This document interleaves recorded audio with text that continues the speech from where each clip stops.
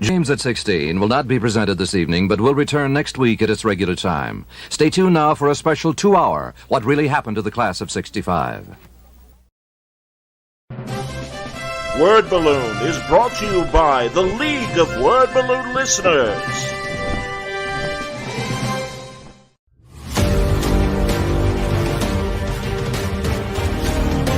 Hi, I'm Alex Ross, and I'm doing my first CGC signing this year.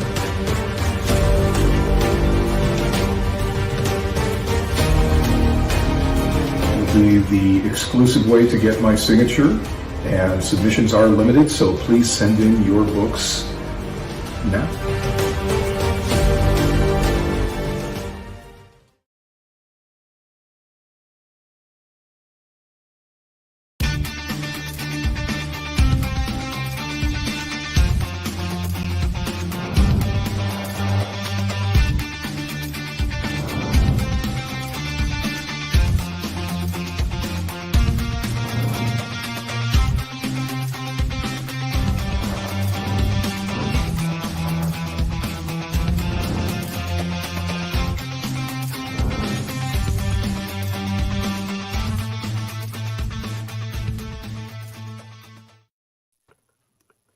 Oh, yeah. Welcome to the Oh Yeah podcast, episode 4398.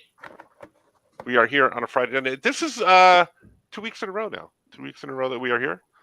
It looks like we have podcast. a special guest here today with us. Welcome, Stan Satan.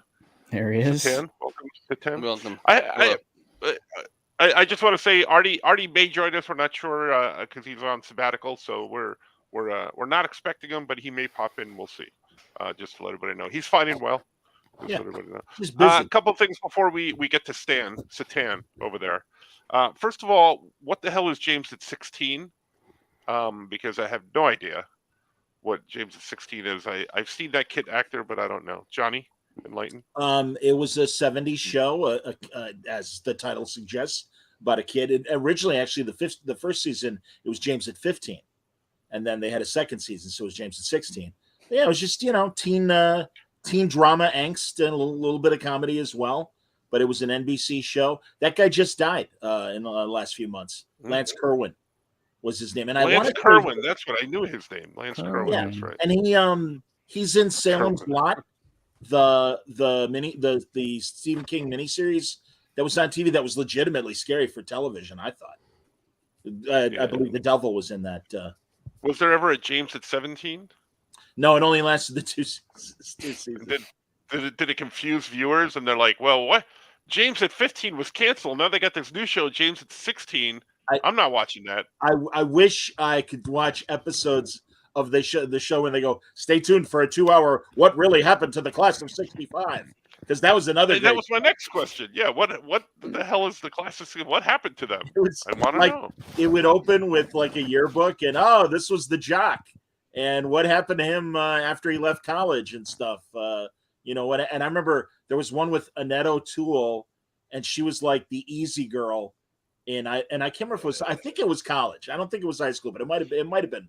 Maybe I'm assuming it was college because probably the censor's like, we don't want to get too racy with the high school stuff.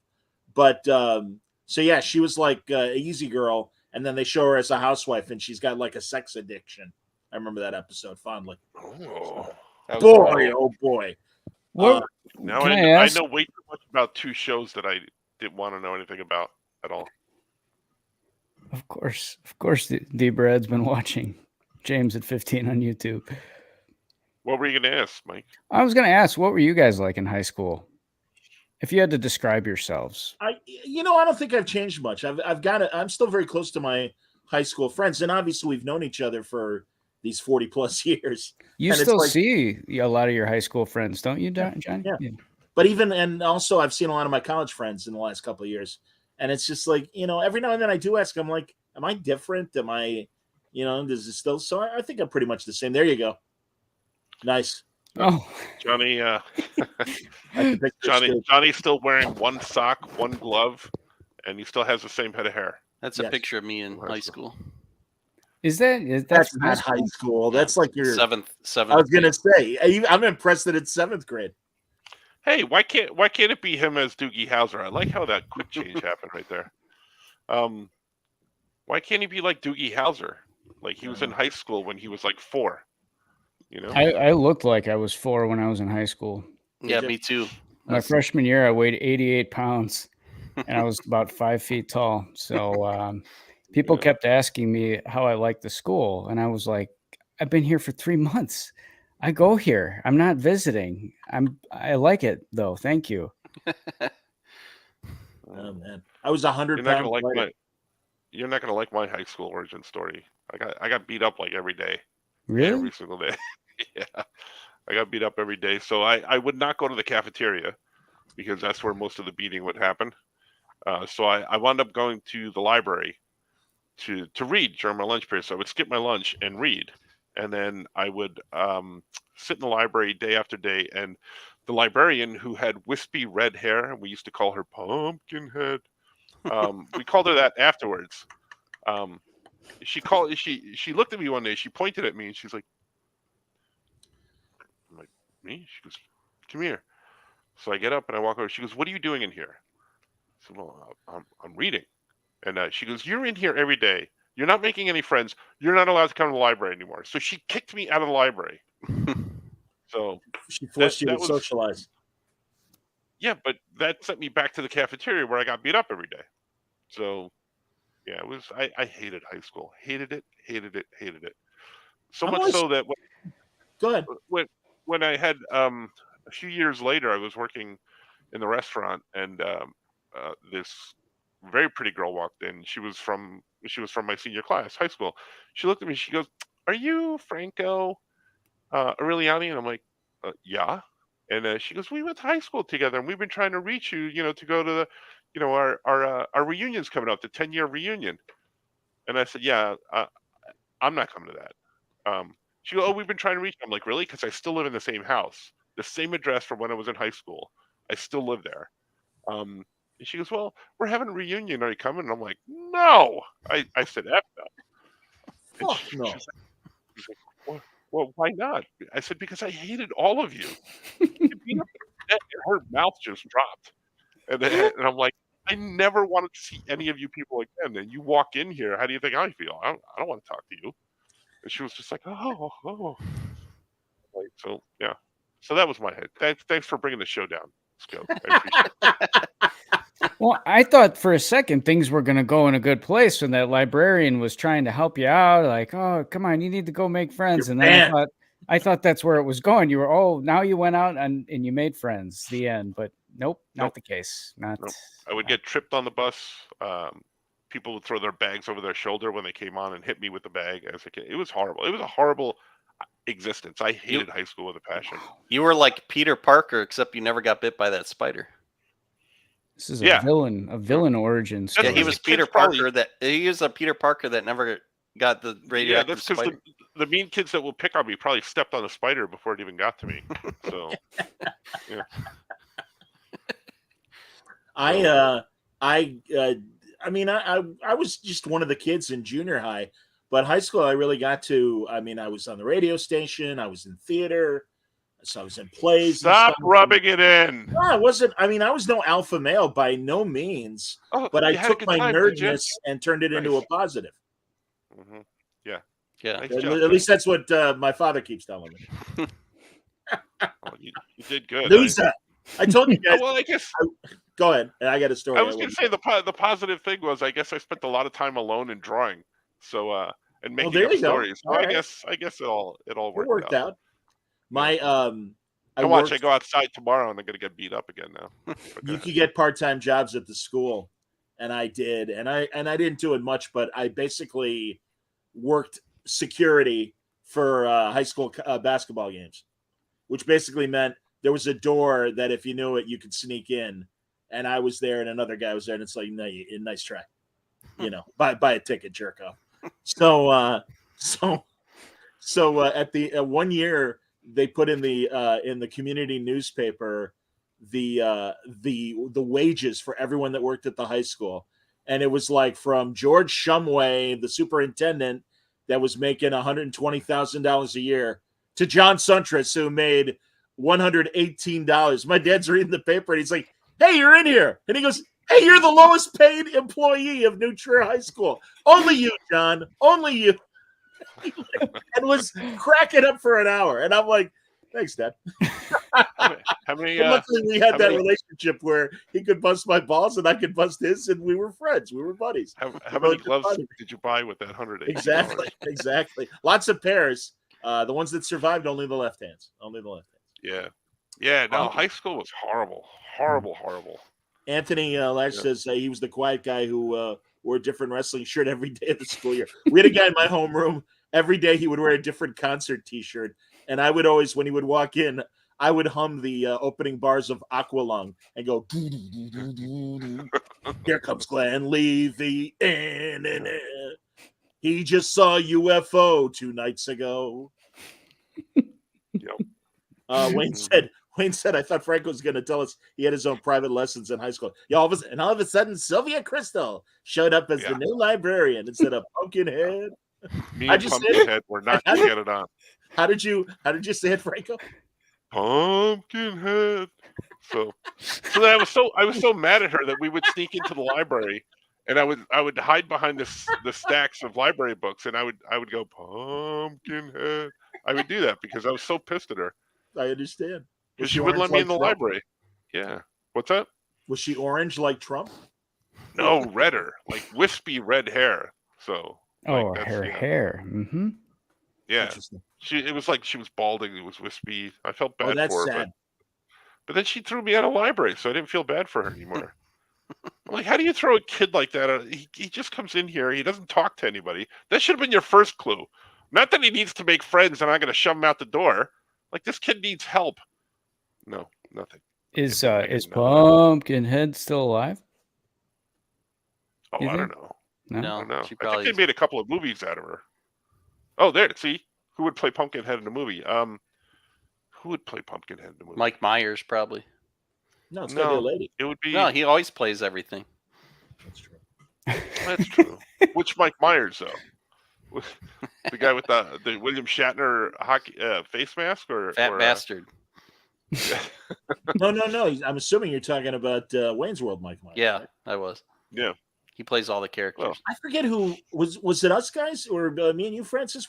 Someone I was talking to you recently about how Mike Myers has really lost his way and kind of lost his comedy mojo. He was so funny for so long, and then when he made The Love Guru, it was like, what? Yeah. And then he made that Netflix show, and I'm like, all right, maybe he's back. What? And not good. But I still heard a love, rumor he wants to do another Austin Powers. Well, sure, because that's like the only franchise he's got left that they don't give a shit about. No one's making anything else. I think Wayne's World is past his prime. He's too old now. Yeah, unless they want to do middle-aged Wayne's World. Middle-aged man. That was a good skit. Middle-aged Wayne's World. Yeah. There have been rumors that they're working on it now. They're friendly again. I know there was kind of a rift for a few years. Yeah, was it about the Lorne Michaels impression? Is I think that so. what started it? Oh, could be. Like Dr. Evil was based off of. I can relate because I used to do there was a Cub, Ron Santo, who was also the color analyst on the games, but he's a great third baseman. Yeah. Great third baseman. On the radio. Yes. He telling a story. Thank you. But anyway, and that's how we talk. Oh man, that's a really tough play.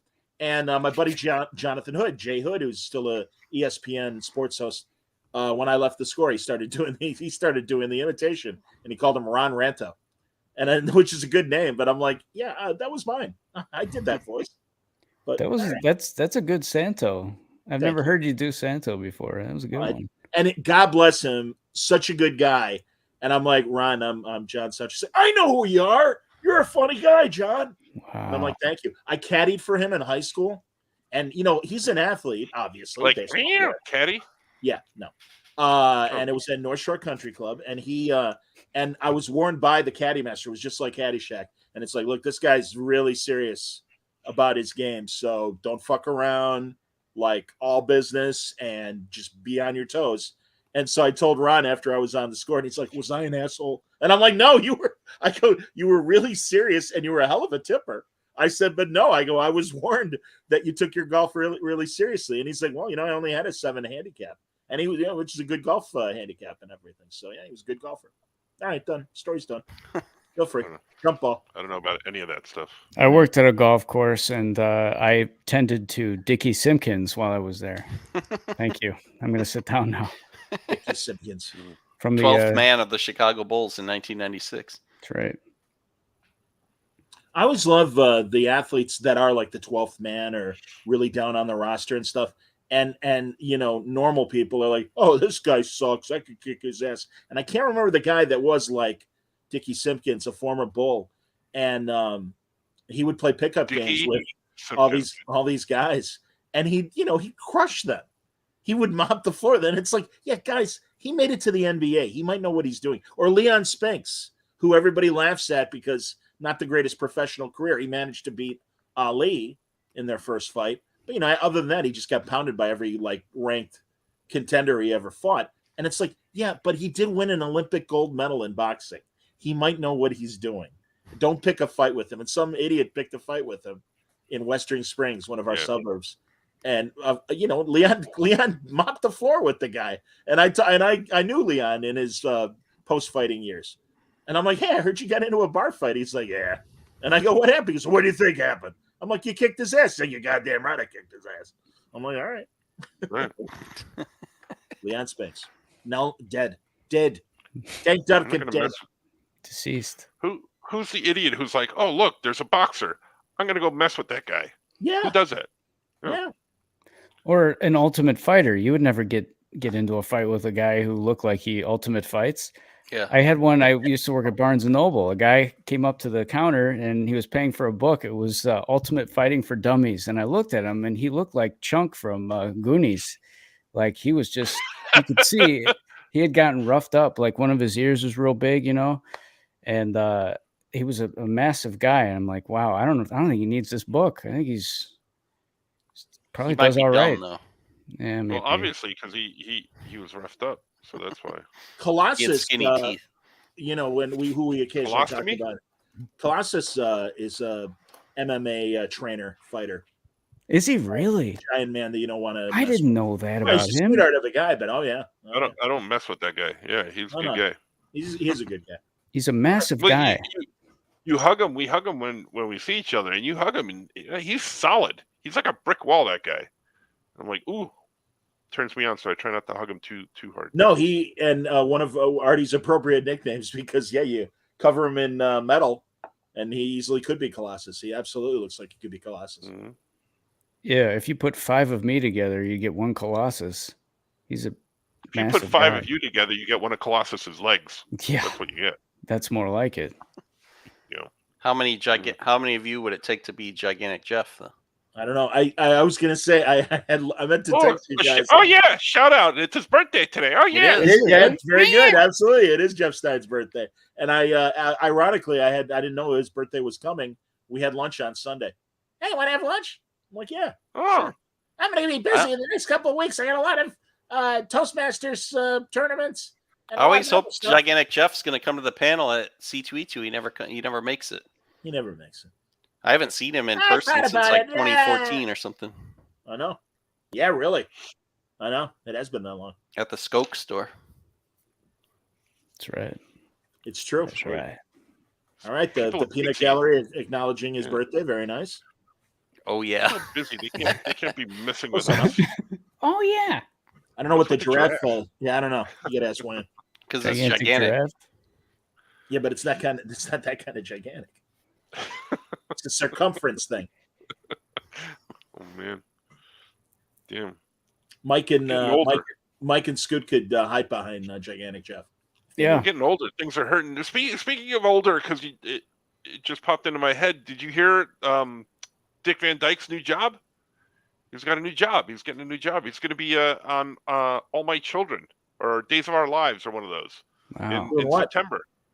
He's going to be playing a part. I think he's friends with one of the actors on there. They work out at the same gym or something like that. And I think Dick Van Dyke would joke around with him. He goes, "Hey, when are you going to give me a part on the show?" And and he did. So now he's going to be on there. So he's going to be like one of the oldest people ever to show up on a soap opera. Wow. Mm-hmm. He's True working. story. He's a working actor still. Yeah, he's like 90. Isn't he 97 years old or something like that? Yeah, that's what I heard. Yeah. I think he beats out the oldest person. I think the oldest other person, or not bigger person, fame wise. I think Carol Burnett was on. Well, she one of just the soap turned operas 90. for a while. But No, but Rita she was on a Moreno, soap I opera. think. Hello, I forget- Rita Moreno. I don't know how old she is. I went to live in America. Exactly. Rita is younger. She's only 91. Hmm. And Harry Belafonte this week too. Yeah, that was sad. Passed away. Although good run. He was Yeah. in his 90s or whatever. Good run. Yeah. What a man. Did you ever see it's on Hulu? They made a documentary about the week he hosted the Tonight Show in the 60s. right. And he had Dr. King on and everything. And it was, like And back Robert when the Kennedy, Tonight Show was in much the more. same, What's that? and Robert Kennedy too. In the same week, he had Dr. King and Robert Kennedy. Yeah. And then they were killed months later. Yeah. Jeez. Not. I'm not laughing because it's funny. I'm laughing. No. I also know Belafonte and Julie Andrews did a variety special, and they sang a song together, holding hands. And that's not going to fly in Louisiana. I'm back to last night on Trek Watch. We were talking about things that wouldn't play in the South, and it's like, wait a minute, what? He's holding hands with who? Get that Bob Hope special on instead. We're canceling. We're not watching. We're not watching that. Yeah. Sad. Oh, that's true. Don is right. Carol Burnett was great on Better Call Saul. Also Glee. She was Jane Lynch's mom on Glee, and that was really a fun role for her. She's amazing. I saw her live. Is absolutely amazing. Yeah. What She's I very, just want very to, funny. they brought up Better Call Saul. I think her character, if I'm not mistaken, because I'm remembering, was supposed to die on that show, and Saul, what's his name? Bob Odenkirk. Odenkirk made them rewrite the script because he couldn't, in good conscience, kill off Carol Burnett. My friend Julie My friend Julianne Emery worked with Carol on Better Call Saul. Oh, really? Pretty cool. Yeah. Nice. Yeah. She is funny. I still watch those old Carol Genius. Burnett's, and I'm like, they're still so funny. And she could do anything. She sang really well too. Mm-hmm. I mean, she really was like one of those amazing like variety talents that could do anything. And she was a triple threat, but she could do more than triple things. Yeah. She's like Willie Mays, only for acting instead of baseball. She's a 5-tool actor. 5 tools. Speaking of the Willie Mays of acting, I watched a 6-hour Matthew McConaughey infomercial. I don't know if any of you guys heard about 6-hour this. infomercial. How does that work? Yeah, this is Welcome back to hour 4 of this bullshit that I'm doing right now. It really all was. right. That's It's all really about right. me. So next we're going to What was for the he next selling? 3 hours. All right, we're going to talk about me. Yeah, I mean, it kind of was. He came out with a book, I think, last year or the year before called Green Lights, where he talks about his life experience. It was sort of a memoir. You need to talk about this whole thing All in right. his voice. That's the only way it's going to He comes out with this book, right? He comes out with this book. It's called Green Lights. It's all about how, sometimes we see red lights in our lives. We're not supposed to go that way. And sometimes we see green lights, and we got to, have the strength to go through the green lights. So it was like 6 hours of this. He had special guests. He had Tony Robbins come on. Tony Danza. I wish it was Tony Danza. That would have brought life to the program. But it was hard to tell what it was. He had been advertising this thing for days and weeks ahead of time. He was putting these videos on social media of him sitting in front of a trailer with like a green screen background of a sunset. He's going, "Hey, listen, man, we got The Art of Living. You don't want to miss it. You got to come and grab your spot. Come on, we got to do this. It's going to be so good." And he never explained exactly what it was, but it turned out to be a big, long infomercial for a like program. Like it's like an 8-course thing where you watch these seminars of people talking about inspirational topics, supposedly. And, just about how to bring yourself up and you want more out of life. So watch these and you'll get it. And that was the overall idea. But it was like, wow, this is a didn't really work for you because you're still in your apartment. I'm still here. Yeah, it did nothing for me. All right, I'm on the webpage. Yeah, the art of living. Virtual. I mean, why do we do what we do? He was on there for about an hour in the beginning, and he just stood there in front of the camera, and it was like, and they invited people to come on. You know, you could turn on your cameras. It was all over Zoom too, so we got people all over here, and he's talking about, you know, we gotta think about what we want in our lives, how we want to get better in our lives.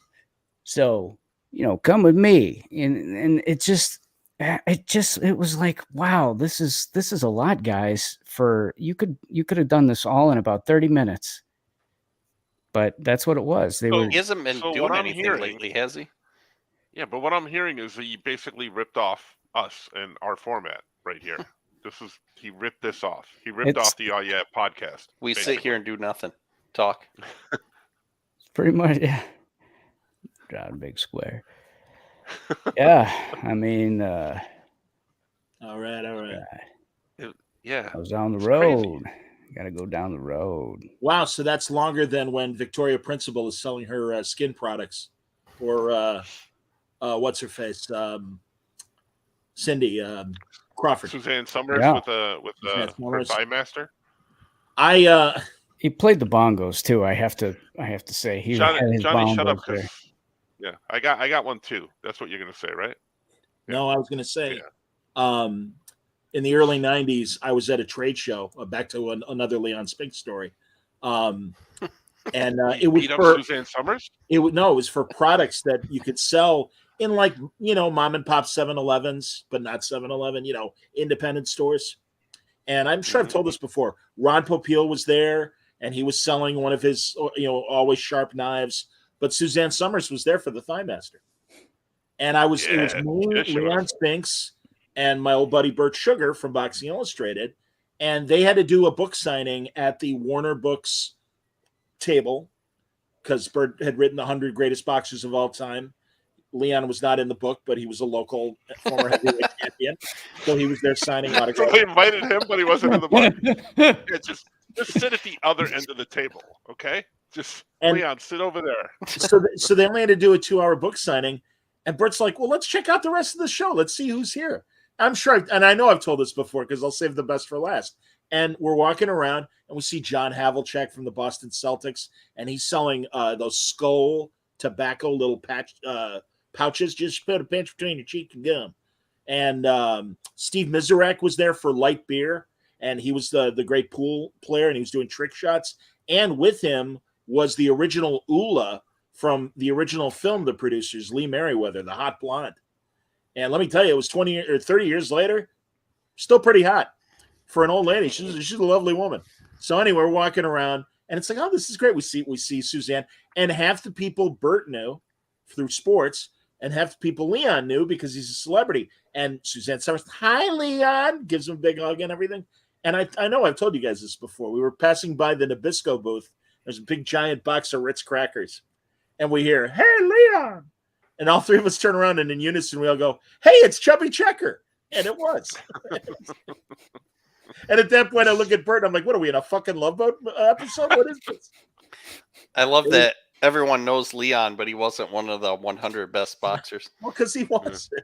He was, you know, a good guy, but, you know, not a great boxer. He was doing too much cocaine. He really was. Was Tony Danza on that list? Hey, how you doing, Leon? I bet you could beat me. Remember me? Happy 72nd birthday, by the way, to Tony Danza this week. I saw that picture. These days he's wearing his hair long. He looks like one of the founding fathers. He's getting ready.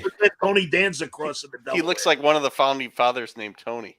Exactly. Hey, listen, I'm going to sign this Constitution. You mind if I just sign it, Tony? Tony Franklin. Listen, Washington. Listen.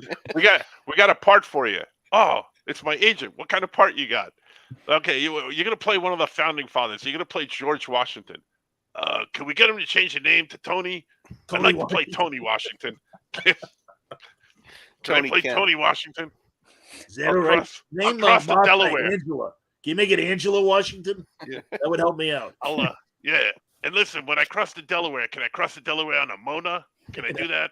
In a taxi. So that's who would play Pumpkinhead. Mona.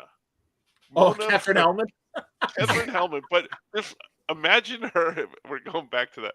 Imagine her wispy, balding hair. Aw. But yes, that's who would play. I think you're gonna have a hard time getting a hold of her. You know, when you have those women, sadly, that do have propecia or whatever, and their hair is falling out. I remember I was at a Walgreens drugstore, and the cashier and stuff, and she had literally a comb over going on, and it was so sad. And I'm just like, oh, I don't like to be mean to people. I wasn't mean to her, but like she kicked you out of the library. No, like, fuck what her. What the hell, man? Say it again. Like, say the name. Yeah, pumpkin. What about when that lady kicked Johnny out of Barnes and Noble with Franco? She didn't kick me out. I shouted. Yeah, what are you talking about? I scared the shit out of her. She thought it was a library. Yoko chips on her. She thought it was a library. It was almost as if like she stole his last glove or something like that. He got all pissed at her. You know what? I don't have to be quiet. Well, it dawned on me. Like Franco and I take like 3 steps, and I'm like, yeah. Oh, wait a minute. It was like what are you talking about? We went like 5 feet. Like she shushed Johnny. She's like shh, and Johnny was like, I've never seen Johnny like that. He's like, oh okay, I'm like very apologetic. Like I'm sorry. I'm sorry. I was like, oh, I'm so sorry. And then he walks 5 feet and he goes, no, wait a minute. And he turns around and he just unleashes Yoko chips on this woman. And I'm like, yeah, go Johnny. Yeah, I don't know how to break it to you, lady. It's a goddamn store. Yeah. It's not a library. We're not in the we're not in the archives, the National Archives. We're not in the Smithsonian. It's a goddamn bookstore. Yeah. This is not National Treasure. We're not, Tony Washington did not sign the Declaration of Independence. Very sad. That's one of the all-time classics. But that goes right up there with this. That's not dinner. Not dinner. It wasn't. But it was funny. But yeah, like why was this woman shushing us in a bookstore? I don't get it. It's a true story. Those were the days. Oh, that one's gonna get me every time. I got my hair cut today. I got another story. You look like Reed Richards, Johnny. Yeah, I know. Yeah. I know. I was telling Franco yesterday because it was, I really needed a haircut like 2 weeks ago. And I'm like, man, the gray is just like, I'm like Martin Van Buren. I'm like, oh my God, it's really getting good. Yeah, you look like Reed Richards' head floating right there. Yes. Did you look like Tony Van Buren? Did you look like Tony? Exactly. The Van Buren boys like from Seinfeld. So I go and listen. I swear, and I am nicer these days because I went to, I don't know if they have these nationally, but they have these this chain of barbershops called Floyd's 99 barbershops. Ooh, Floyd. Hey, Andy, let's go to Floyd's. I know. Well, that's why I'm like, oh my God, I eventually got to go. And it's a great place to get your hair cut. They have their own, I don't think it's Sirius XM, but they have like a great music channel that is theirs. And they play amazing music, modern and old music.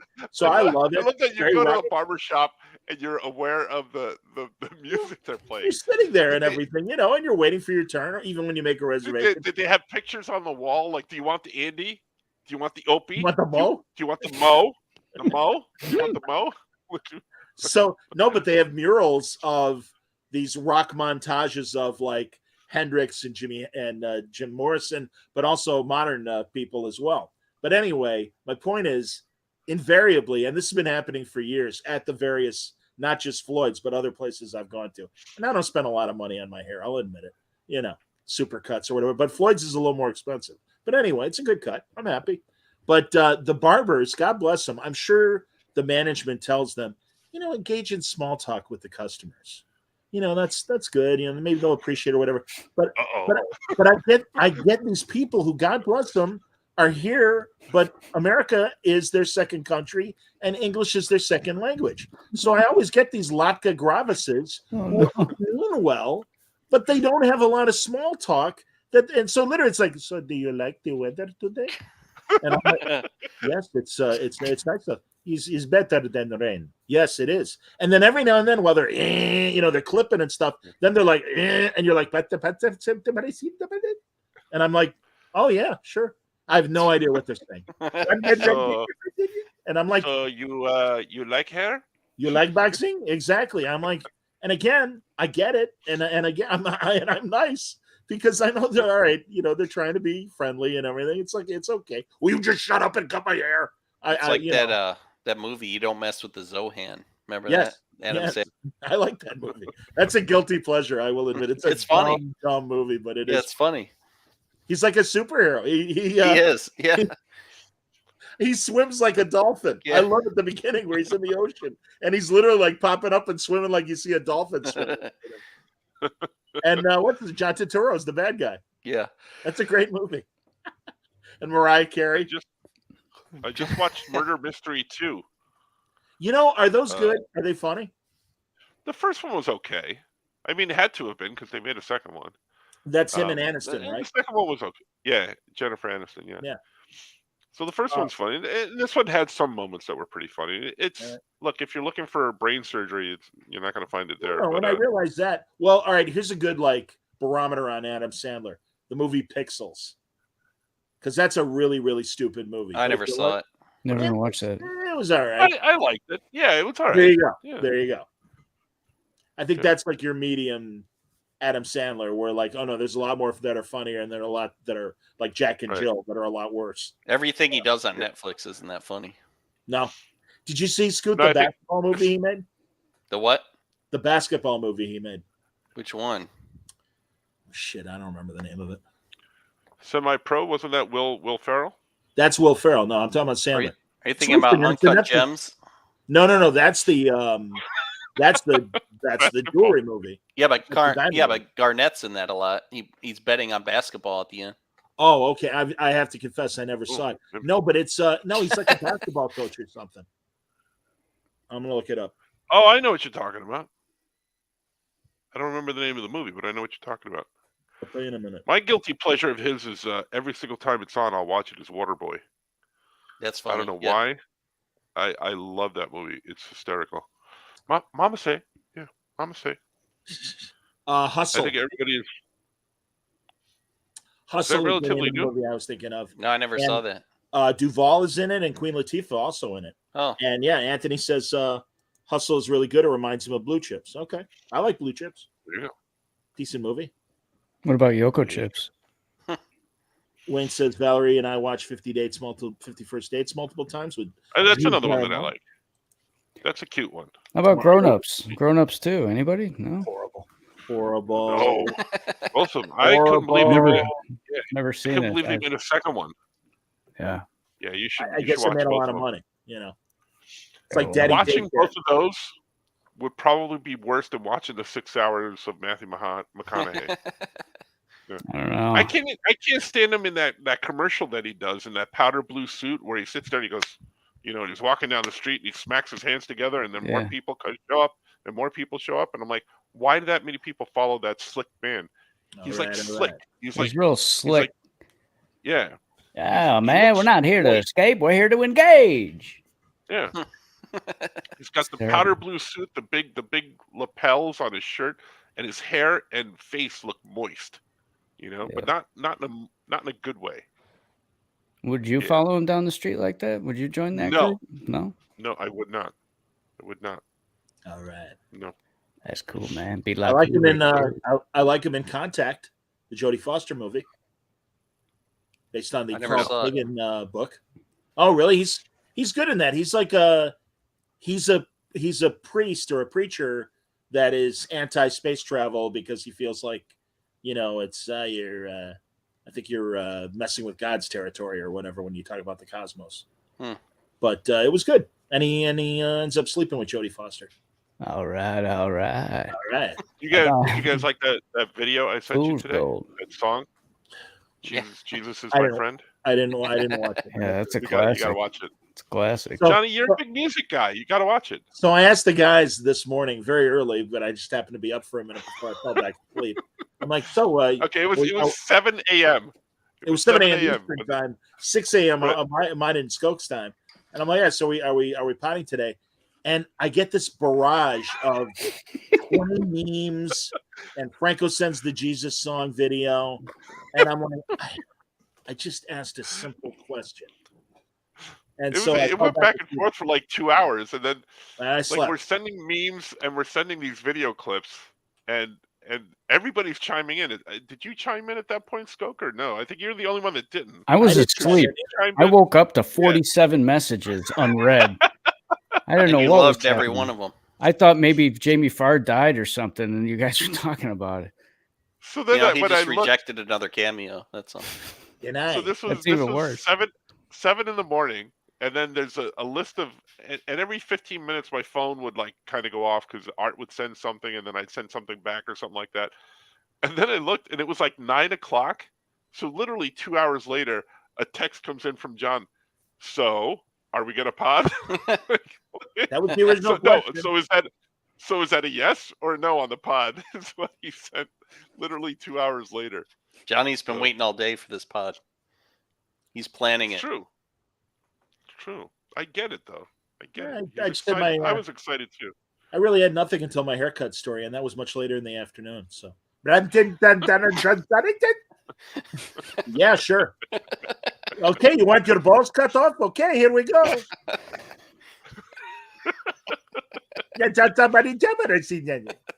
Okay. Oh, Floyd's.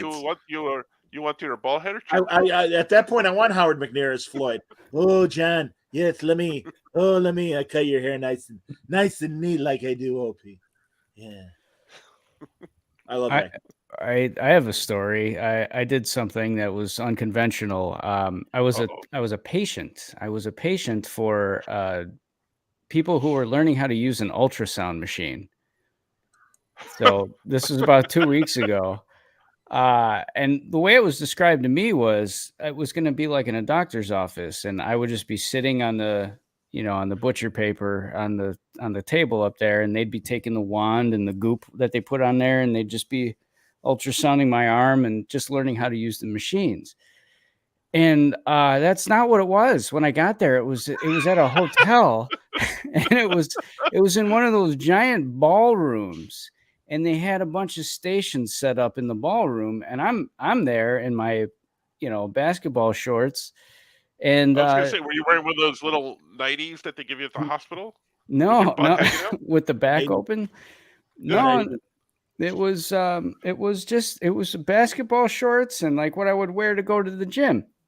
But at first they were just examining the arm, and they're looking at a screen on this machine, and I didn't recognize anything. And they're all going, "Oh, there's that, there's your Targaryen." And that's what it sounded all like, a bunch of Game of Thrones characters. I'm sorry, sir. We're gonna have to look under your shorts at this point. Well, I'm going to get to come up at that. all? Yeah, that's coming in a second. At one point, the guy's looking at my arm, the technician who was teaching everybody. And he goes, "Wow, look, as you can see here, he has a large Pretorius." And I'm like, Whoa, yeah. yeah, wear a long You coat. go, so no one Scout. notices it. well, I'm laying there on the table, and he's going, "Wow, you have a large Pretorius. What am I supposed to do except make a joke?" I couldn't help it. I'm just like, "Oh, thank you." I've never been told that before. And they all laughed. And it was just he said it. I had to say something, but apparently I have a large Pretorius. And That's because you were lying down and you had shorts on. They could see your Exactly. Pretorius. You were excited. well, that was the next station. Hello there. We did that for about an hour, and then they switched me over to the leg station, where they came over and ultrasounded the legs. And when I got over there, the head technician, she's like, "Okay, now for this, I'm gonna need you to roll up your shorts, like up to kind of like a swimsuit, like up to where it is." And the way she's pointing, I'm like, "That's not where I wear a swimsuit. That's pretty high. That's way too high. That's not where I wear it." And You wear a Speedo. but that's what I think that's what she meant. But I did it, and they're going to town out there, and right in that area, and they're going in there with the wand Over by there. and all of a sudden I see And then all of a sudden the police burst in. This is a raid. Everybody Exactly. down. Everybody Yeah, down. big scam. Hey, you like bongo music? Bongity, bongity, bongity. They look at you and say, "No more happy endings for you, buddy." it was it's not my fault. I was asked to be here. So they got Pretorius. Right, exactly. It was I'm looking at watching the screen. The wand's getting closer. It's getting higher and higher. I'm like, and all of a sudden I see these two dark circles. Two dark circles show up on the screen, and I'm like, oh God, You're like, oh, what is look, happening? she has 2 anuses. It's not what it was. It was some kind of muscle in the leg that appeared, as two dark circles testicles? on the screen. Yeah, I mean, that's not what it was. His balls. But it scared me. It scared me for a moment. But that was it was Your odd balls finally dropped, and they dropped all the way into your leg. into my leg somehow, and they were picking that up on the machine. But yeah, no, they complimented me that, large Pretorius. And they said, at one point, the guy goes, wow, see these, he has pristine muscles. I'm like, thank you very much. Thank you. Appreciate that. Yeah. I'm like, well, I'm going to have to do this more often. All I'm getting is compliments. And, oh, go ahead. no, that's the gist of it. It was a full day of this. Oh, Go on. Say, I'm worried about you. Because when we were at C2E2, I turned around and you're wearing like 3 Apple Watches, and I'm like, what is going on with you? What's happening? Why did you have 3 on? He stole them. It's secret stuff. I'm under contract. I can't talk about it, but yeah. It was it was weird. And I admit. Yeah, and he's like, well, I'm doing this thing and blah blah blah, and he explains the whole thing to me. And every hour, was it every hour or something like that? You have to stop and sit and record things. And yeah, I was taking my blood pressure. Yeah, I'm like, what are you doing? yeah. No, I do these things sometimes. These they're like focus group things. Sometimes it's just talking with somebody over video for an hour about a product or giving feedback on ideas for ads and stuff. Sometimes it's trying out a product, like a cleaning product or some kind of device. This thing that I did with the ultrasound, I'm genuinely concerned about there's more. I did the ultrasound thing, but but before that, I had done a couple weeks earlier, I was a fake juror at like a mock trial to help lawyers, like train lawyers. Spring break lawyer. I had to memorize all these facts about your training came in handy. Yeah, yeah. When I ripped all my clothes off and was standing in the courtroom, they had a lot of questions. But they were all like, "That's you. That's him. That's the guy. He's got a large Pretorius. Look at the size of that Pretorius."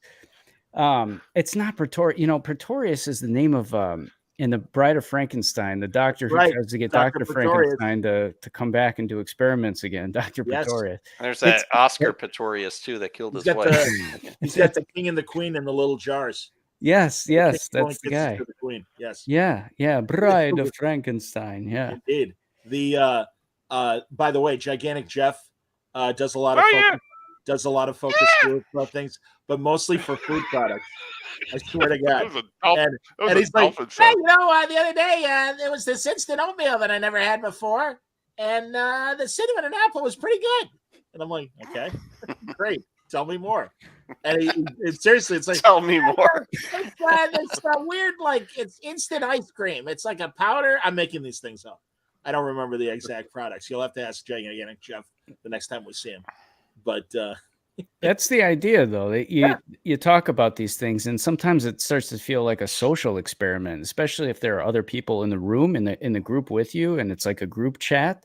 It's like some of these people get really defensive about the choices they make and their opinions about products, and it's like, just like settle down. Like, just because I don't agree with your assessment of this doesn't mean you have to feel all upset. I'm not judging you.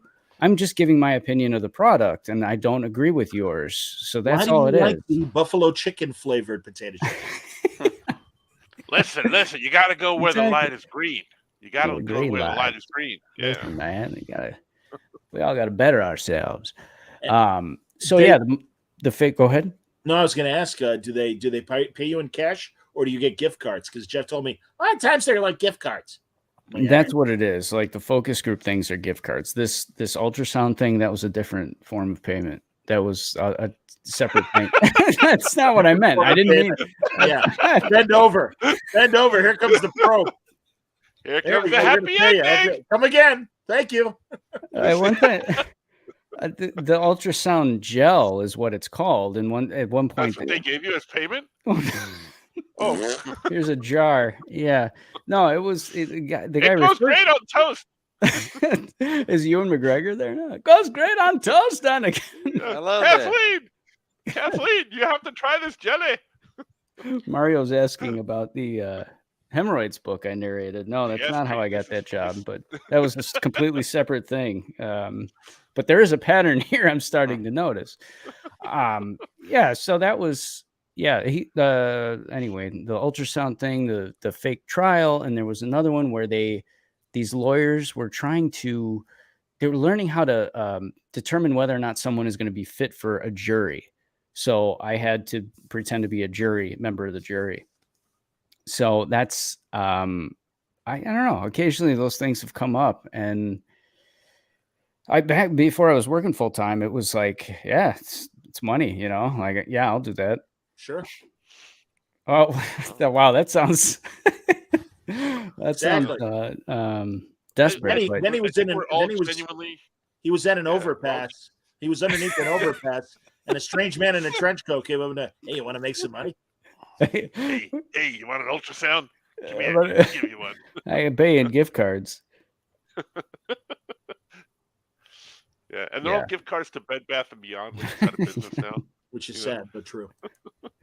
Yeah. Oh. So anyway, that was my ultrasound experience. I'd never done an ultrasound before. I'd never had one done on me. So this was a lot at once.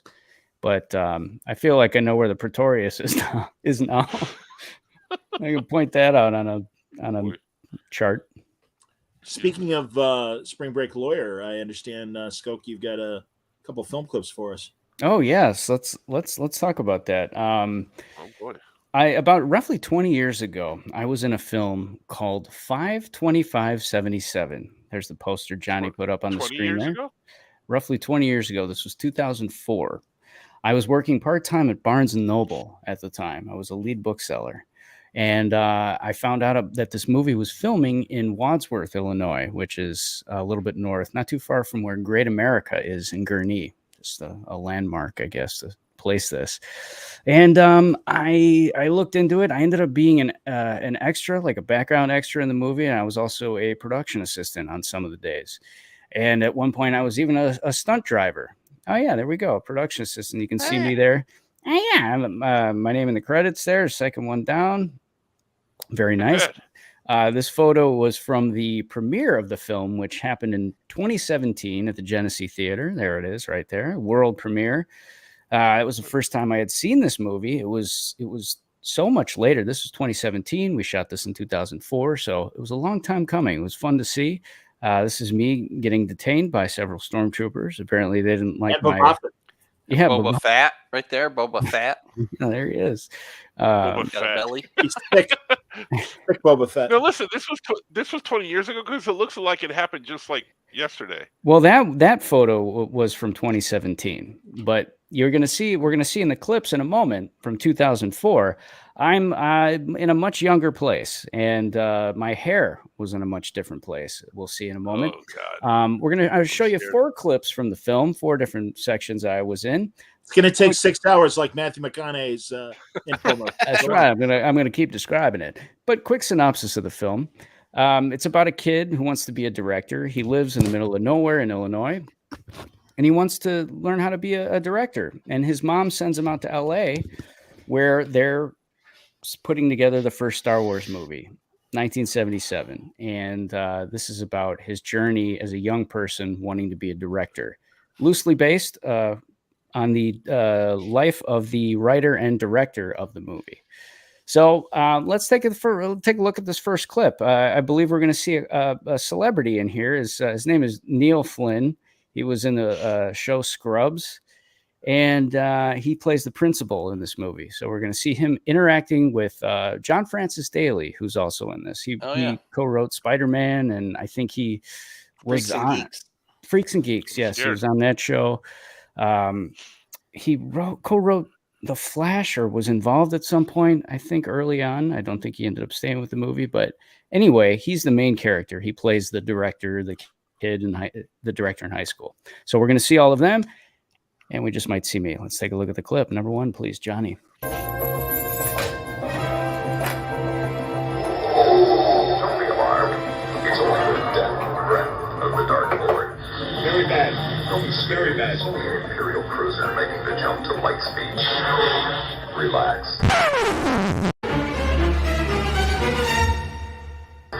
It's only a movie, and it's all for fun. Director George Lucas and 20th Century Fox. I find it, and I will. Star Wars. Enjoy, laugh it up, monkeys.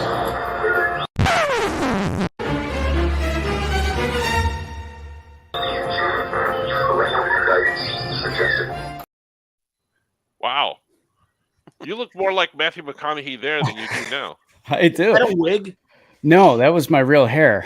That Wow. was my. What Why don't happened? you grow it out like that again? I should. I look like Samwise Gamgee. You know, had Farrah Fawcett hair. I What's going did. on there? Well, I was growing it. I don't know why I was growing it out anyway, but then It I was heard the about style this back movie. then. Yeah, it was taking place in the 70s, so I just let it go. And I don't know, maybe that helped me get in more scenes in the movie. I don't know. Man. We keep But, going. if you want. Yeah. So clip number 2. Can't recall what part of the movie this is. I think the main character, he knows about Star Wars, the movie. Nobody else knows what it is yet because it hasn't come out, and he's all excited about it. Let's take a look. Yes! Is that your brother? Genesee Theater, 3 p.m. Come on. No. We gotta go, guys. Star Wars. Never mind. Hey. Come on, guys. We gotta go. Star Wars. 3 p.m.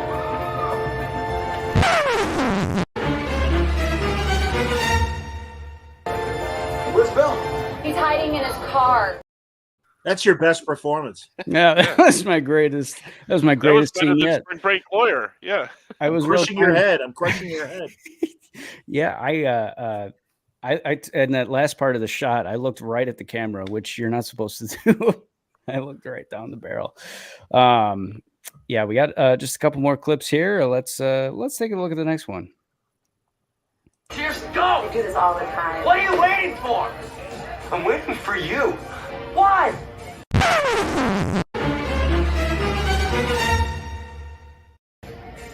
You don't need me to drive you to California. You don't even need me to drive you to the Genesee Theater. What the hell was? Why does your hair look different in every shot? Well, I mean, they were shot on different days. Come on, my hair is going to do it at once. I don't know why I look like Herb from WKRP in that shot, but I did. What an honor true. for me. But yeah, that was, that the irony of this is I was supposed to be playing a high school jock, but when I was actually in high school, as I mentioned, I was about 5 feet tall, 88 pounds, and would not have been anywhere near. I played no sports. I tried out for the golf team, but didn't make it. You should have did cross country and track like I did. I should have. Maybe That's what all the smart nerdy kids did. And then I How went to dare you. state a bunch of times, and I'm in my high school Hall of Fame. So Are you? yeah, Is there a trophy case with your for picture? running. Yeah, now it's all digital. It's like a holographic thing. You press my name, and then you see a picture of me running. Wow, Yeah. that's pretty That's good. weird. That's, One more clip. one more clip.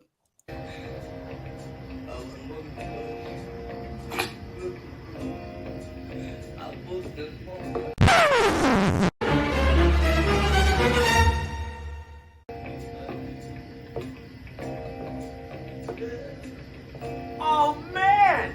Marry me!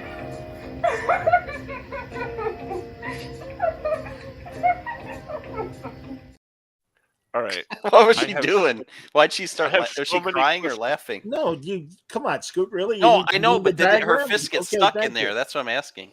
Fisto. Yeah, did her Yeah. fist get stuck in I there? Exactly. barely knew her. Yeah. What happened?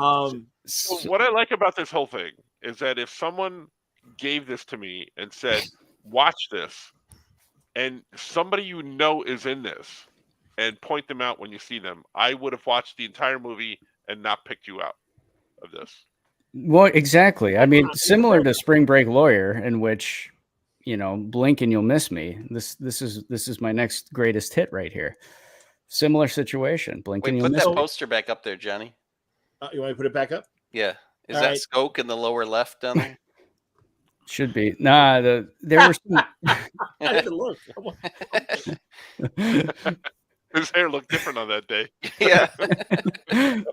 Are you? Is it on your IMDb page? It is not. No, I Why?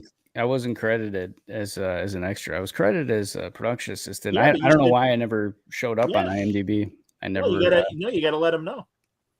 Yeah. Yeah, maybe I will. So okay, now there were a couple questions that came up, but I didn't want to break the flow of the scintillating commentary we got. Sure. Yeah. Matt Rogers wants to know, why does a movie take 13 years to be released after being filmed? Out of curiosity. Tell you what, it's money. Kept running out of money for things like effects To finish the shots. movie. Film. Yeah, to finish, they kept Film. running out. So it was like, yeah, film. That was it, really. That's why it took so long. Anthony Lash just bought the DVD. And he'll bring it to C2E2 next year for you to sign it. There you Why? go. Yeah. And I absolutely will. This is it here. It's on disc. It's also available on Showtime. If Is the movie pretty good? Oh, no kidding. I have Showtime. I'm gonna have to watch it. Yeah, it's on Showtime. It's you can buy it on Amazon or buy or rent on Amazon and a few other places, but it's out there. It's also available on disc. And Austin Pendleton, he's another actor who was in it. Colleen Camp is in it, plays the director kid's mom. Colleen Camp. Wow. I remember Colleen Camp. Wow. She's in that horrible Smokey and the Bandit 3, starring Jerry Reed. Yeah. And she's Jerry Reed squeeze in that movie. She played Janis Joplin in a movie too, I think. I like how they couldn't get the original star Burt Reynolds. He's like, nah, fuck it, I'm not doing that. And then they're like, oh, we'll get Jackie Gleason, and he's like, nah, I already did that already. And then they're like, oh, well, all right, well, Sally Field, she could be the bandit. And she's like, nope. Jackie All Gleason's right, in the movie. Sure. He's in the movie. Jerry Reed will be the bandit. Yeah, but Jackie Gleason's. Well, you know, honestly, Francis, I don't know if you knew this. Wasn't he in the one that he was Smokey and the bandit? He was the sheriff is like, to figure out how to catch the bandit, I have to be the bandit. And there are actually like movie posters and I think scenes that, because they changed the nature of the movie. But yeah, that he's like dressed up in the Burt Reynolds hat and the sunglasses and the shirt and everything. I remember they advertised it as Smokey is the bandit because he played both parts. No, but that's not what it. No, what happens is Jerry Reed. It's Pat McCormick and Paul Williams again, Big Enos and Little Enos, and they got another like you gotta drive this beer across country, and they get because Jerry Reed was in the first two movies too. He's the snowman. He drives the truck. Now he's driving the Trans Am. But yeah, he puts the hat on and he puts the sunglasses on and he pretends to be the bandit. I know what I'm talking about. Yeah. Yeah, but Jackie Gleason is chasing him thinking he's Burt Reynolds. And then at the end of the movie, they have this weird thing where Jackie Gleason approaches the car and Jerry Reed's like, all right, I'm going to try something. And all of a sudden it gets like a flashback or a dream sequence. And they roll down the Trans Am window, and it is Burt Reynolds for like the last 2 minutes. And he's like, yeah, how you doing, Buford? Oh, no, I finally got you. He's like, yeah, but now that you got me, it's kind of like a fish. The fun is the hunt, the chase. And his dumb deputy son is like, oh, Daddy, this is great. Now we can spend more time together, and me and you and Mama and all this other stuff. And he goes to Burt. He's like, I'll give you a 5-minute head start. And he like lets him go. But it's a terrible movie. It's a horrible movie. Little known fact that in that movie, Jerry Reed was not carrying beer. He was carrying ass cream. Ass cream. No, he was carrying Spring Break Lawyer copies in the back there for Stoke to sign. I like Jerry Reed. I do like, and that's why I was like, I like Jerry Reed. I'll try this movie. And Colleen Camp was in it. Crap. Was Danza in that one? Oh no, that's Cannonball Run. Yeah, it's either the first or second Cannonball movie. Mm-hmm. I heard Mary Lou Henner on Gilbert talking about making Cannonball 2, and she and Shirley MacLaine were like the love interest to Burt Reynolds and Dom DeLuise, which is and Mary Lou Henner was Dom DeLuise's love interest. Okay, but yeah, I mean, there's a lot of really bad cameos, and it's a horrible movie. Jamie Farr, incidentally, I know he's in the second. I believe he's in the first one as well. Yeah, I think he's in both. Yeah. But the first one was fun. But the best part of those movies, and I even as a kid, I felt bad was the outtakes at the end when Burt Reynolds would smack the shit out of Dom DeLuise. Yes. Like he would make him laugh, and Burt Reynolds would smack him like hard. Yes. And Dom DeLuise would be like, "Ow!" Like it really hurt, and I felt so bad for him all the time. My favorite movie of theirs together is The Flashbacks End. to the library. Do you ever see The End where Burt Reynolds thinks he's dying and he keeps trying to kill himself so he doesn't have to deal with the pain of this horrible disease that he's got? And they put him in the insane asylum, and Tom DeLuise is another inmate. And it's very, very funny. Very, very funny. Never seen it. Good Never movie. watched it. Good movie. They did a spin-off of Jamie Farr's character from the Cannonball movies. It was called Decline, not to my interest. So, Nice. classic Yeah. film. Nice. I don't know if Mario's saying that 527 is on Paramount Plus. Yes, Is it? it's true. But if you get like the package that includes Showtime, That's what I was going to say. Yeah, there's a lot of they listed at Paramount Plus, but if you don't have your Paramount Plus account tied to Showtime, then Right. you don't have access. They listed on Amazon too, because like you can buy Showtime and HBO Max as add-ons to like Hulu and Paramount. Yep. And yeah. It's very true. yeah, it's out there.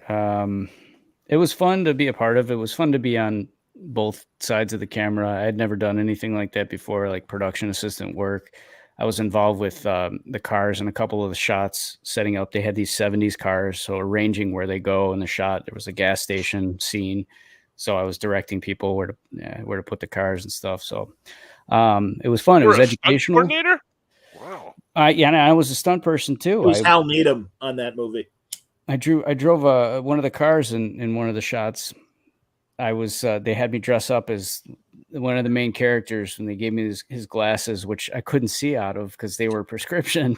So I'm driving a car with these glasses. It was terrible. What a bad Wait a idea. minute. Did you say that was 20 years ago? How are they letting a 10-year-old drive a car? Yeah, thank you.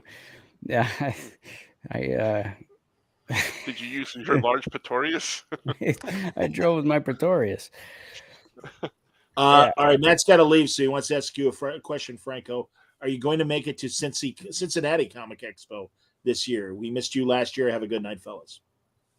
I'm not entirely sure, but I'm going to say 90% yes. So yes. Cool. There's your answer. He's lying though. We didn't miss you actually. I'm also. You guys gotta- Oh, go ahead. I was going to say, you guys got to get me on the list so I can join you guys on the trip. Unless you don't want me to.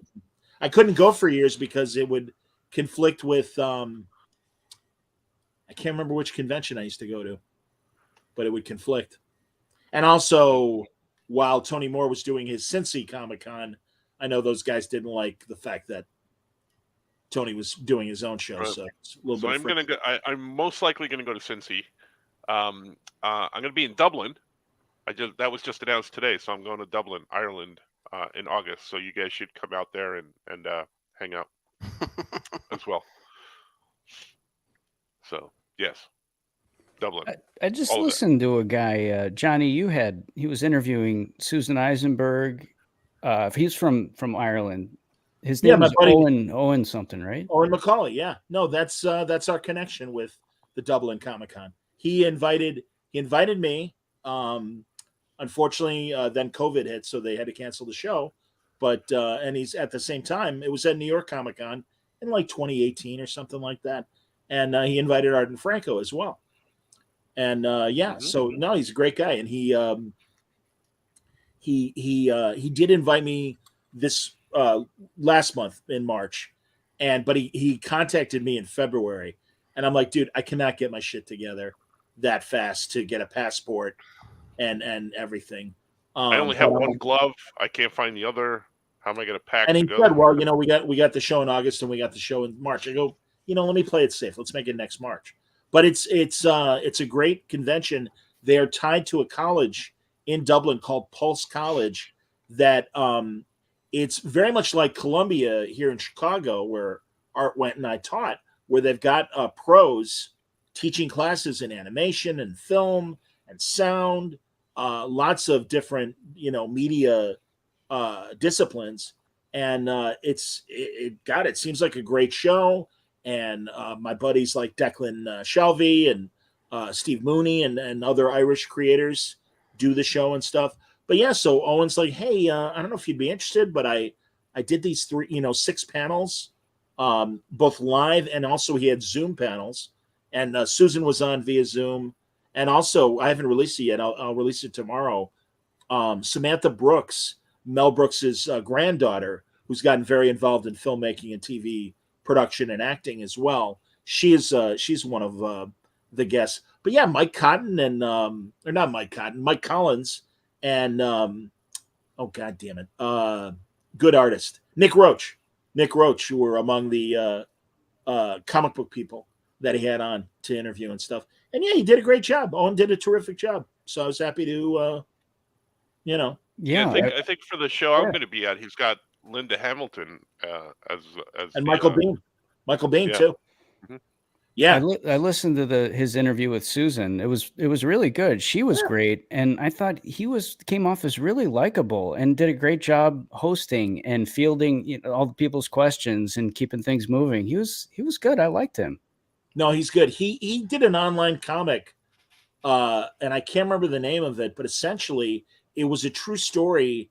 And I don't know if it's if the guy who created Zorro was inspired by this, but it was about an Irishman who immigrated to Mexico and became kind of a Robin Hood figure. And it's like a real Irish legend. And so yeah, he did this like online comic about this guy's adventures and stuff. The Irish Zorro. All right. I'm gonna put a big Z on your arse. What do you think of that? Where's the alcalde? I'd read that. No, So Don Diego. No. Exactly. Don O'Hara. It was good, and the motion capture voiceover actor. I'm failing to remember her name, but she was also on that same interview after Susan. That was a good one too. No, they again, he did a great job, and he's like, I don't know, do you want these? And I'm like, yeah, that's great, man. What are you talking about? Those are 3 shows I don't have to do.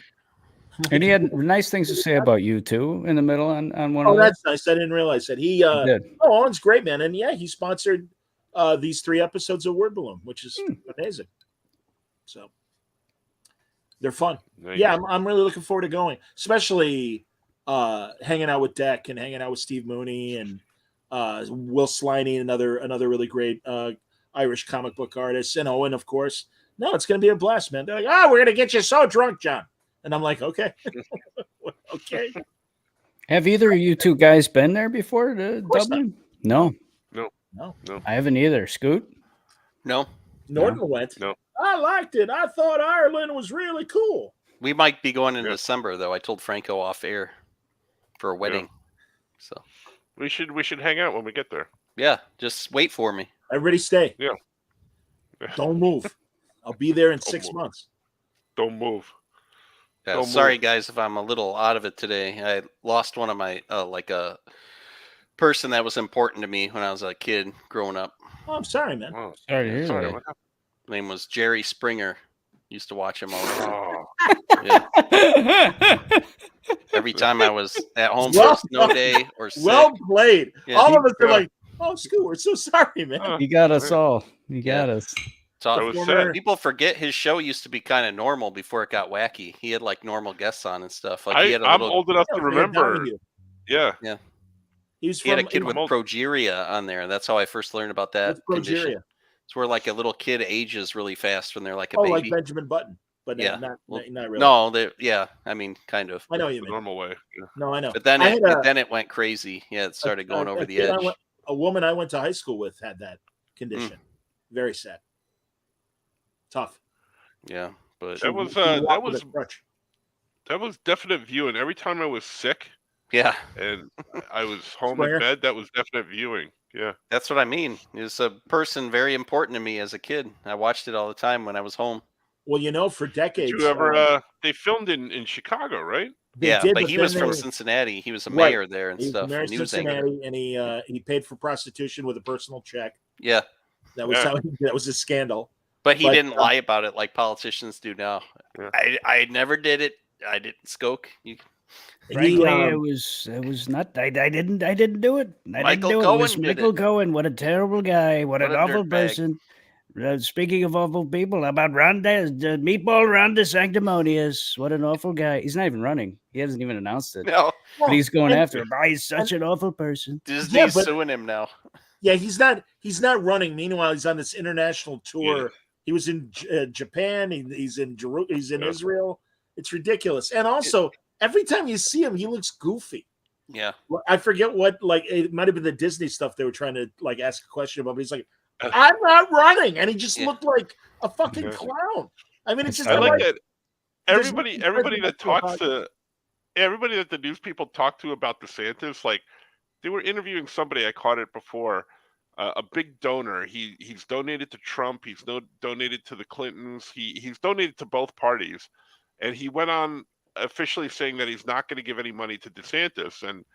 And they're like, why not? And he goes, well, I know a lot of people that know him, and somebody sat next to him at dinner and didn't even talk to him the whole time. So like, all these people are coming out saying like, I knew him in Congress. I sat next to him in Congress. The guy never said a word to me in all the years we were there. Like, he has no people skills whatsoever, apparently. Good luck. Wore those goofy white boots when they had the, I forget what, the flood and the hurricanes, exactly. And hey, guess what? I'm gonna build a prison next to Disney. Yeah, that's what I'm gonna do. Good plan. What a Yeah, he's lost a lot of support going after Disney like that. Yeah. What are you gonna do? Truthfully, I think McConaughey is going to run at some point. All right. He seems like he's getting there with these motivational. You know what's speeches. really sad about that is he'll probably win. All right. Well, honestly, they obviously make fun of it on his sitcom Young Rock, but it would not surprise me that if within the next 10 years, Dwayne Johnson really runs for president. Yeah. It would not surprise me at all. He'd tell one of these other dictators to know their role and shut their mouth. Yeah. You want the people's elbow? Yeah. He'd say, excuse me, what's your name again? And before they can answer, he'd go, it doesn't matter what your name is, jabroni. Can you smell the State of the Union? Yes, we can. If you smell what the Rock is cooking, he throws a mic down. Tell the truth, Stoke. Did you ever get your Springer beads, your Jerry beads? No, I didn't. I don't even know what that is. What is that? Oh, that's when you go on the show and you flash, the girls flash, and they get like beads like at Mardi Gras. Oh, that's so hilarious. that was like in the later years of in the later years. That's real. Wow. They moved the show from Chicago to Connecticut because Stanford, because the production costs were cheaper. And he was there were a lot of shows. Really he liked being in Chicago. Him and Maury Povich and everybody were filming. Stanford's not far from here, so yeah. I loved it. I never met Maury, but I knew his father Shirley because which is fantastic that his father's name was Shirley, first of all. But Shirley Povich was this great grand old man of Washington D.C. sports journalists who literally covered Babe Ruth live and Jose Canseco live and could compare their home run swings, which was just amazing. But my cousins always used to love watching Maury, and they'd have people on and they'd be like, let me tell you something, Murray. And they'd call Murray instead of Maury. We have the lab tests of the pregnancy, and it is positive. You are the father. You are not the father. You are. Yeah, that's how Maury became all famous, right? Yep. Murray. Exactly. Married to Connie Chung. Connie Chung. Everybody have Chung tonight. Everybody have fun tonight. Everybody Connie Chung tonight. Absolutely. CBS should have made that for when she was doing when she was anchoring the evening news with Dan Rather. Yeah, they should have made that the show music. Exactly. Everybody Connie Chung tonight. Rather would have loved that. Get that woman off my show right now. I like on Family Guy whenever they talk about Dan Rather, or when they have him on, he always whistles. This is Dan Rather. Yeah, that's funny. I do remember that. That's fantastic. Dan. I think he finally stopped broadcasting the show he was doing on Access Television, The Big Interview. Because at first he'd have, and they were mostly entertainment people or whatever. And then he was on a jag of like musicians. Can you tell me what it was like, Willie, to sing You Were Always on My Mind? Yeah, when you were high, wearing Skechers. Yeah. Exactly. He interviewed Chicago. I remember the band. There's like 20 people in your band. How does that money cut up? How much does the trombone player get? All of Chicago. He did a video with Willie Nelson did with Jennifer Garner. They were both singing On the Road Again, and they were singing the same song, but it couldn't have been more Jennifer different Garner? coming out of both of them. From Alias, Jennifer Garner, the actress, formerly married to Ben Affleck. That's correct. Yes. Really?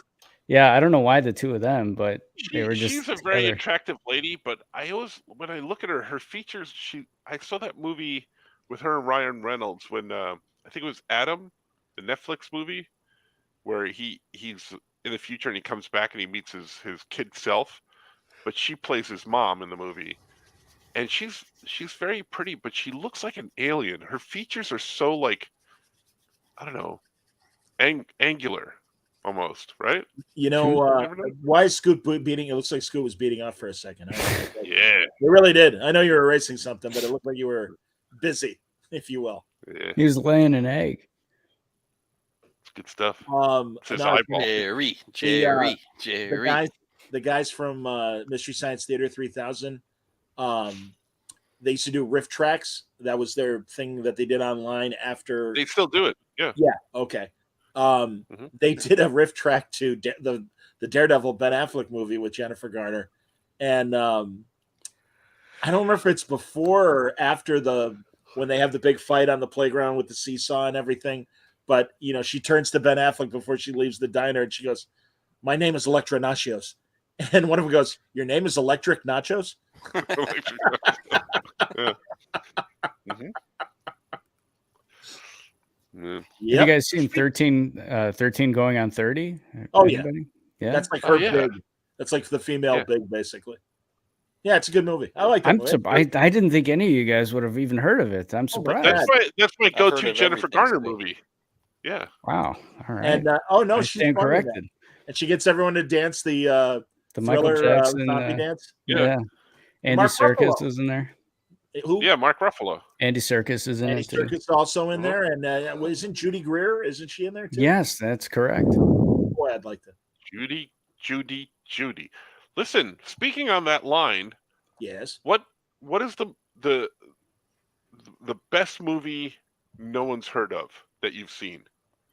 It's called 52577. It's I was going to say for Stoke, it's probably 13 going on 30. That's what I was going to go for Skoke. Right? I don't know if you. All right, there's an Australian movie that was made in the early 2000s. Sam Neill is in it, and Patrick Warburton. HBO used to show it. It's called The Dish, and it's all about the Apollo 11 mission. And they had satellite tracking in Houston when the Northern Hemisphere was in sync with the ship, but when the Earth would rotate and orbit, when it was time for the Southern Hemisphere. They built this giant dish in Parkes, Australia, which other than this dish was sheep country, like just acres of meadows for sheep to graze and everything. It's a very cute, sweet comedy about this. And Sam Neill's great in it. Patrick Warburton is really great in it. And it's this really funny thing. And again, it revolves around the Apollo 11 mission. So that's my movie that nobody knows that I love. I'm never going to watch that. Say the name of it again. The Dish? Is that what it was called? Yeah, it's called The Dish. It's on DVD. You can find it. Scoot, what about you? Would be movie called Without Limits about American distance runner Steve Prefontaine. Not to be confused with the movie Prefontaine starring Jared Leto. Right. This stars Billy Crudup as Steve Prefontaine. And Amy Jo Johnson she's a Pink Power Ranger. She's in it for 1 second. Yeah, one scene. Yeah. I remember Donald Sutherland is the coach in the movie who works in University of Oregon, and he's the one that helped design Nikes with Knight, whatever his name is. All right, somebody's got to tell Wayne. A lot of people know about The Room. Nice try, Wayne. Maybe a more obscure movie, but thanks for. So, Franco, you've seen Without Limits? I have. Yes. I was aware of it. I didn't see it, but I was aware because of, as you said, that there were two Prefontaine movies out there. Yeah, it's a better one. The Leto one is good, but this one's better. Before about like 15, 20 years ago, I've seen every movie almost, but not so much since. Guardians of the Galaxy Volume 3. Have you seen that? Yeah. I heard it was good. I'm excited. But yeah. Skoke, movie. I'm struggling. Can I pass for now and come back to me? Because No, everything you're I gonna think go of, either- everybody's heard of. Every time I think Yeah, of you're something, either I'm gonna like, go Spring Break Lawyer or 5/27/55, whatever. 77. Yeah, see, you wasted that movie at the beginning because we would have not heard of it. Yeah, yeah. I didn't know that was in Franco's pocket as a topic. Or I didn't. We were talking about movies, and 13 going on 30. Nobody had. Skoke said nobody had ever heard of it, so it popped into my head. Mine would be, I guess, there's a few, but I guess the one that pops to the top of my head would be Blood Simple. The first Love that Coen movie. Brothers movie. I saw that in the theater. Yeah, and it's just really cool. It was before Raising Arizona, because everybody knows them for that movie, and then all the other ones after that. But Blood Simple is their first movie, and it's a murder mystery. Yeah, it's a noir. There's this cool shot at the very beginning where the camera's gliding in along a bar, and there's a guy like passed out on the bar, and all of a sudden the camera goes up and over the guy, and like it's so jarring. There's a lot of jarring things that happen, but they're simple things, like a door slams and you're like, what the hell? Francis McDormand is in that, and Emmett Walsh is in that. Emmett Walsh, yes. And Dan Hyeda, Nick Tortelli from Cheers. Mm-hmm. And they keep showing him throwing up as he's dying or whatever. Yeah. He's like throwing up blood. And I just remember that, like my friend Deborah, who's the faculty advisor of Illinois State, we saw that together. She's like, "Oh my God, that movie was gross." And I'm like, "Yeah, but there's a lot of cool shit in the movie." Yeah. So no, that's when they were on my radar as well. So no, I know Blood Simple quite well. I have another one.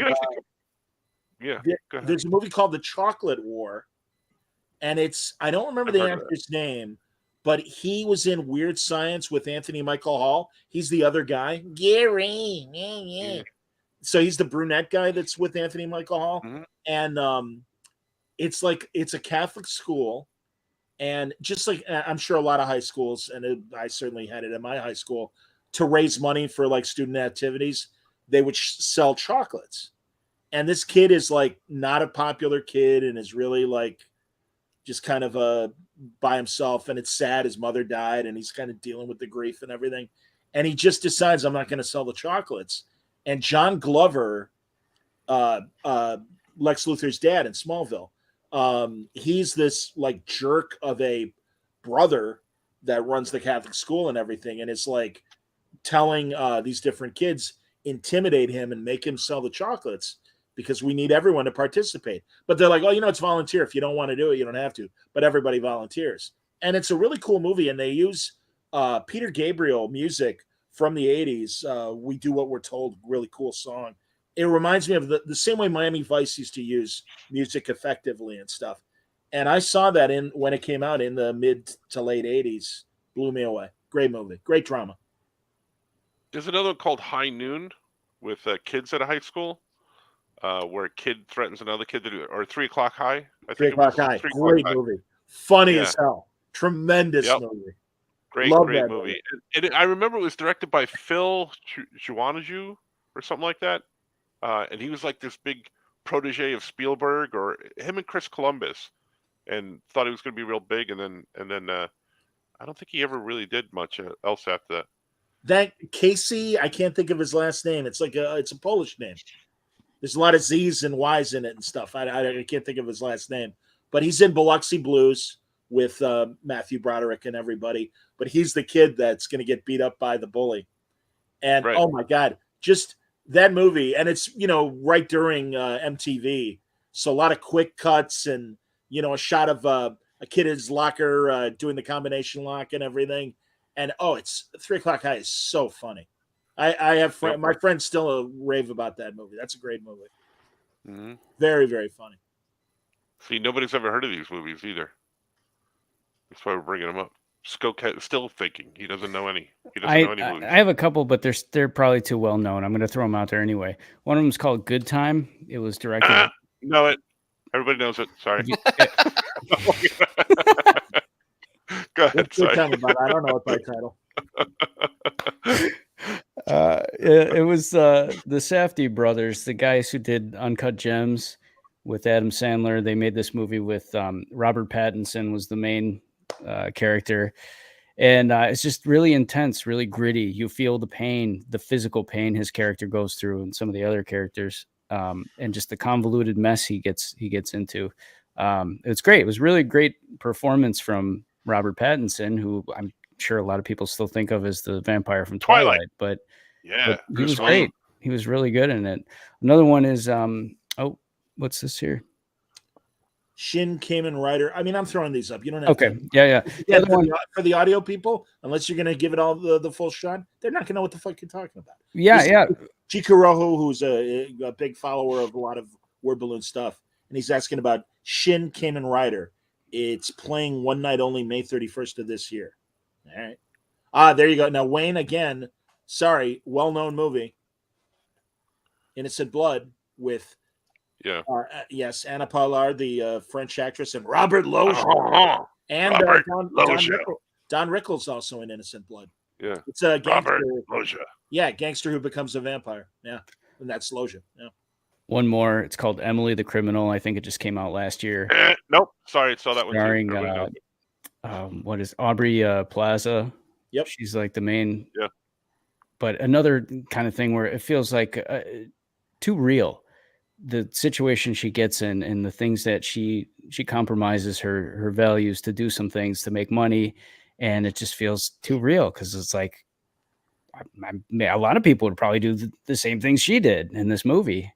The way she does her eye makeup, she's a very sexy drug addict. That's what she looks like to me. Like she's got those serious circles around her eyes. She's very sexy. But you saw the movie? I haven't seen that one. I'm aware of it though, and I also no, just in general. Mike and whatever need dates, and Bad Grandpa or whatever the hell the movie was with De Niro, where she ends up sleeping with De Niro.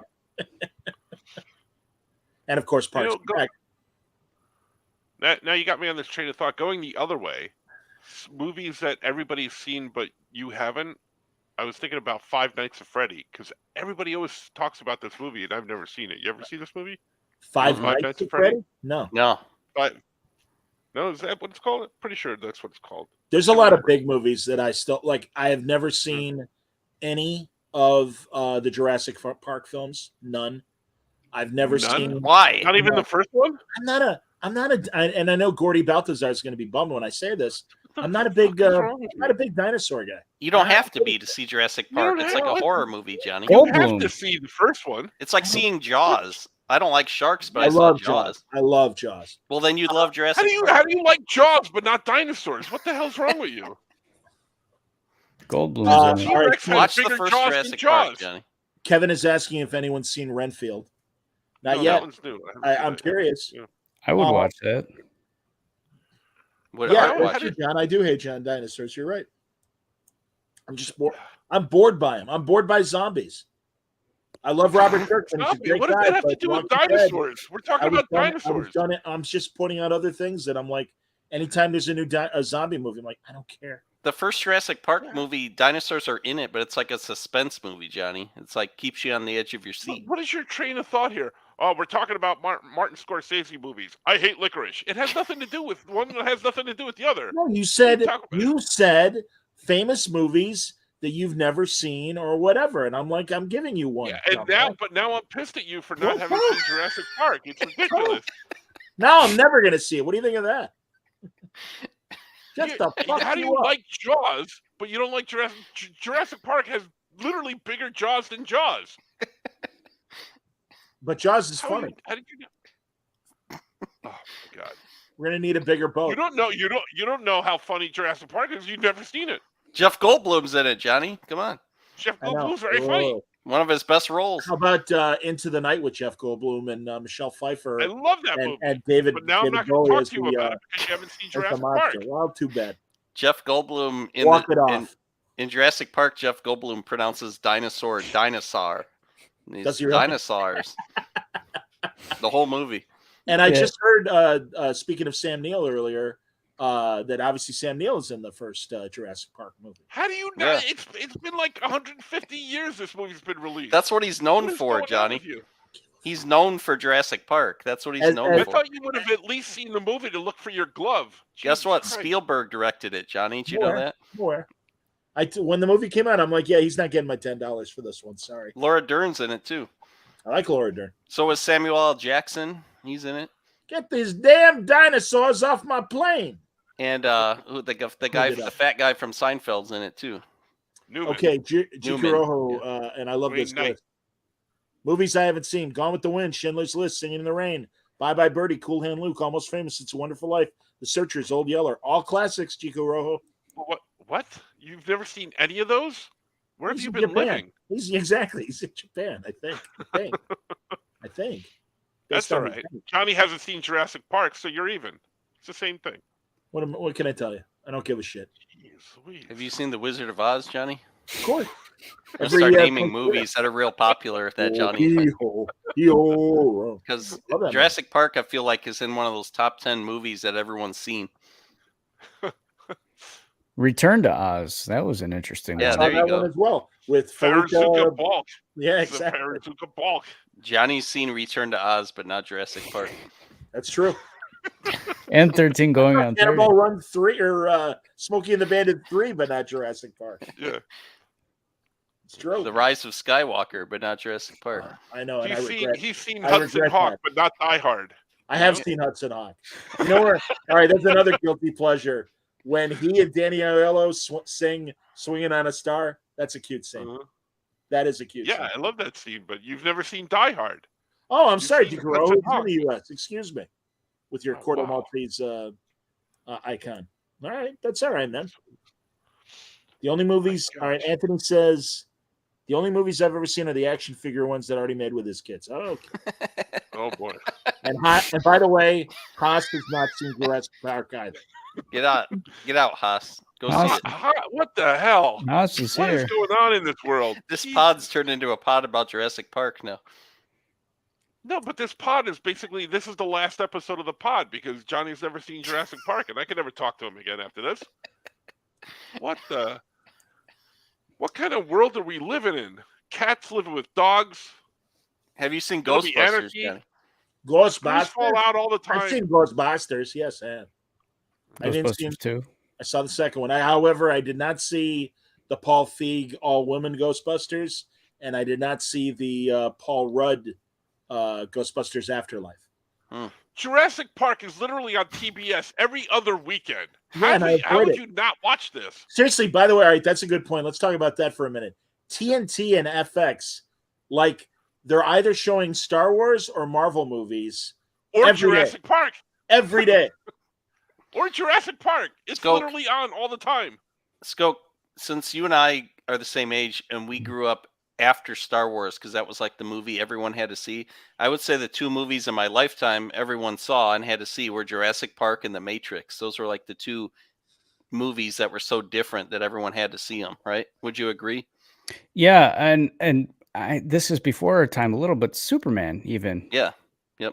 Because it was on TV often, I remember. So that was one I remember like from that age. I just meant like in every the other theater, weekend. like new movies that we saw. Sure, for sure. Jurassic Park. For me, Bill and Ted, that was a big one. Yeah. Oh, Johnny. It was. It was. Yeah, I understand, but The Matrix, Park. Jurassic Park, Bill and Ted. Sure. Bill and Ted. I would say Jurassic there would Park, be like Jurassic Park, The Matrix, and the '89 Batman are the movies that like were in our I gotta watch age Bill group. and Ted 3. Turner Classic Movies has been doing the 100th anniversary of Warner Brothers Studios. It started in 1923. And last Sunday, I think, they had both back-to-back Superman and Batman. The Tim, what's his face? Meadows. Tim Burton. Yeah, Tim Meadows. Let's talk about Yes, Bill it and was Ted Tim Meadows. section. Exactly. Tim Meadows was Bill in Mandalorian. Spoiler. The Bill and Ted movies. The first one was kind of fun. The second one was real dark. I Real love dark. it. Oh, my God. Yeah. But When they're the playing- Grim Reaper was super funny in that second movie. Yeah, I'm don't sorry, don't they overlook my gave me a butt. veggie. That's Don't Bill, overlook at my butts. Bill Sadler. Reaping brings a lot of calories.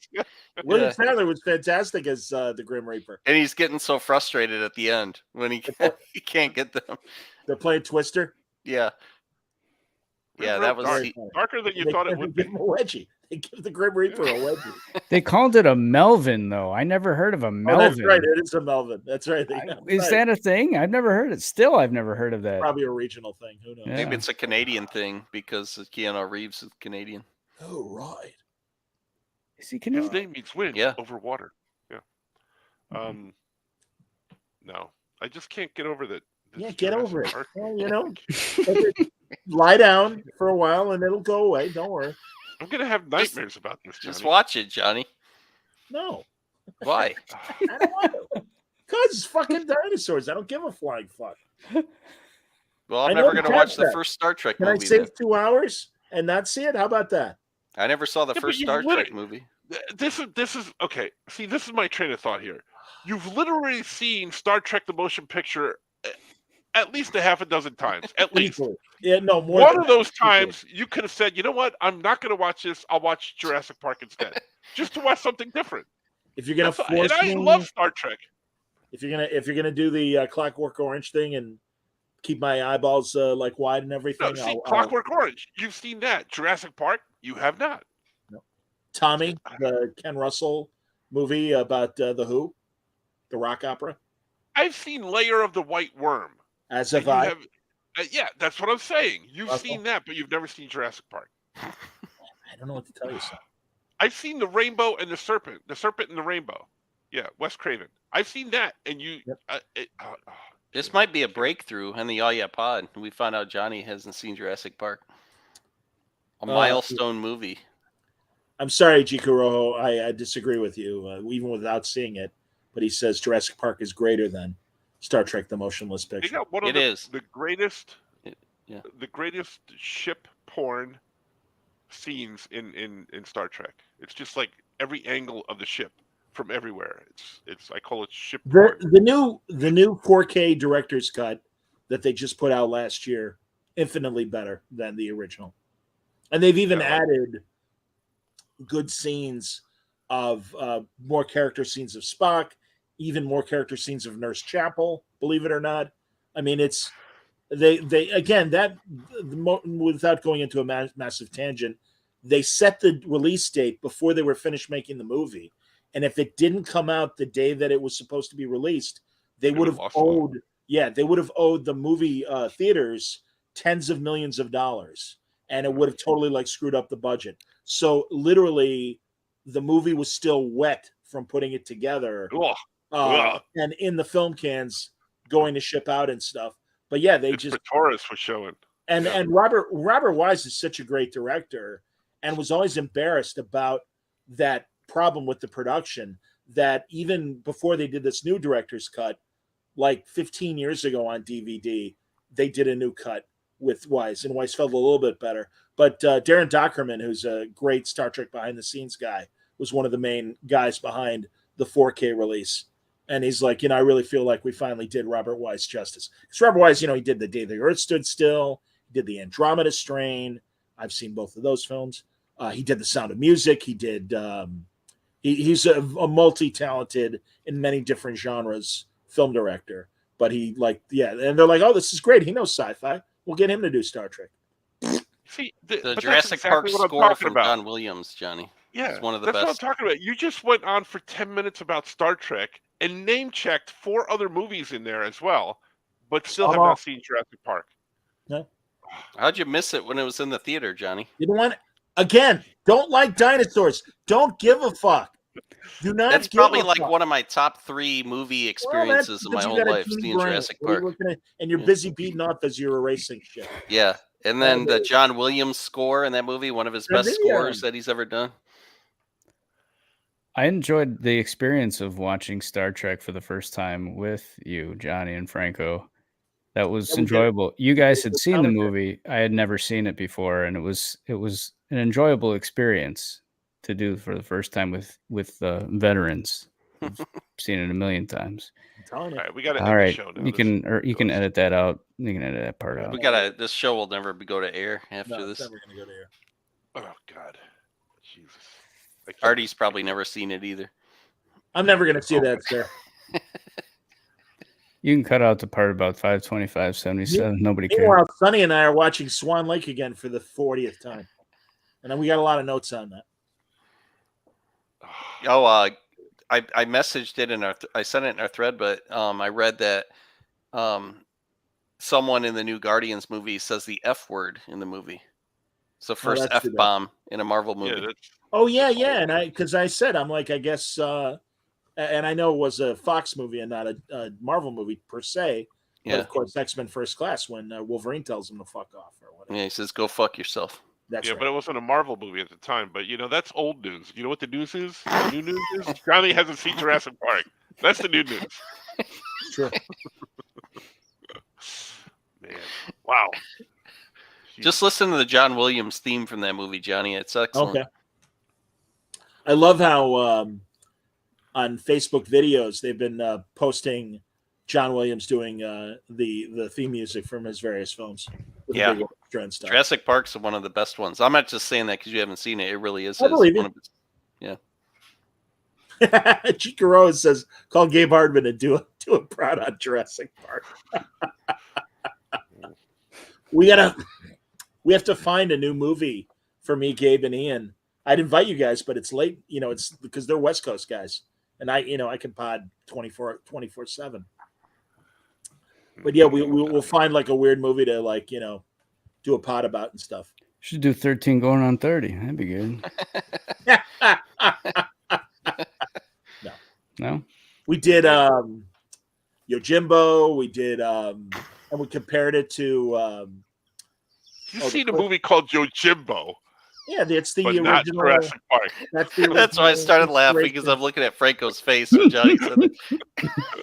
Yeah, but that's like the original inspiration for. I don't know why I'm blanking. Which Clint Eastwood spaghetti western. But these are Bad and the Ugly. These are film classics. Which I don't know is. So Jurassic Park. Yes, oh my it gosh. is, Johnny. It's one of the breakthroughs in CGI. It was Jurassic Park. That means nothing to me. But that's why it's up there as like one of these, like Star Wars was. Awesome, lovely, truly. Don't give a flying fuck. That means nothing to me. And you It call means yourself nothing. I'm looking it up to see if it's on like. It's like not watching Star Wars because you say you don't like outer space. I don't like space. I'm not going to watch it. I don't like it's space. Not about space. There's too much of it. Yeah. I don't like space. I'm trying to find if it's like on one of those AFI 100 greatest films. I like this movie about a fish that has a lot of teeth, but I won't watch a lizard with a lot of teeth. It's true. With even more teeth, I'm not going to watch that. It is regarded as a landmark for visual effects. It received positive views from critics. You wouldn't have to look any of this stuff up if you had seen the movie. That's what I'm saying. That's all I'm saying. All right. Well, thanks for coming, everybody.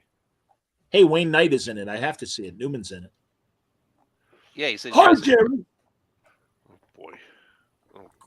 My whole perspective has changed on the world. I'm really sorry. Black is white. Cats living with dogs. Dogs and Richard cats Attenborough. living together. Mass hysteria. It's true.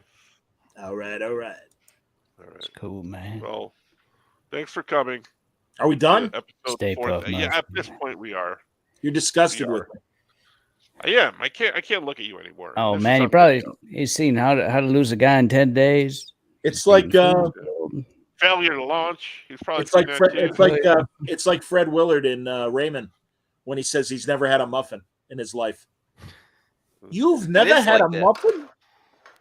It's like Peter Griffin in Family Guy when he goes, "I've never seen The Godfather." You've never seen The Godfather? It insists upon itself. Oh, that's right. I remember that. When they're all arguing, it insists upon upon- what? Oh, this is you now. You're Peter Griffin in this. I've even seen Rocky V before. I've seen Jurassic. Man, what the hell? All right. You're not I guess you're not a Jeff Goldblum fan then. Yeah. Thanks for coming, everyone. I don't dislike Jeff Goldblum, and of course, I'll certainly appreciate Mike's imitations of Jeff Goldblum, but I can't say I'm the biggest Jeff Goldblum fan. Yeah, me either. I don't have a shower curtain of him on it. No, or a pillow.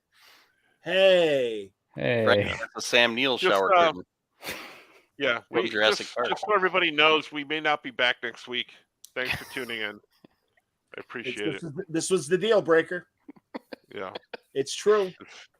It's Follow Now us when you Johnny's see going us to be getting a bunch of Mario artwork of dinosaurs eating him.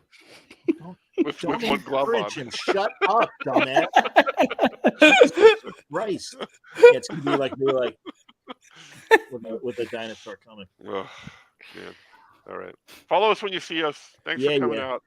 Yeah, yeah. Appreciate it. Thanks, I like Take care of everybody. yourself Lois. and each other. I like Jurassic Jurassic Park very much, Lois. I like Just Pixar. keep Not living, really. man. Just keep living. I don't know how I've lived this long. Oh no, wait a minute. I didn't get to talk about Vincent Price and the Tingler. I'm very upset. Next Oh, time when we tell ghost stories. Yeah, we'll tell ghost stories Tell next time. dinosaur stories. There you go. Oh my gosh. All right. Bye. Later. Thanks. All right.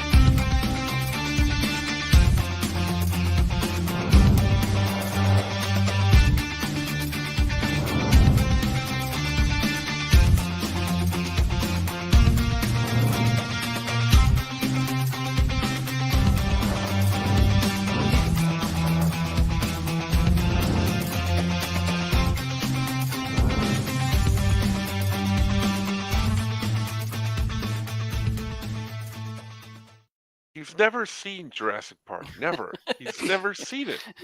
It's true. It's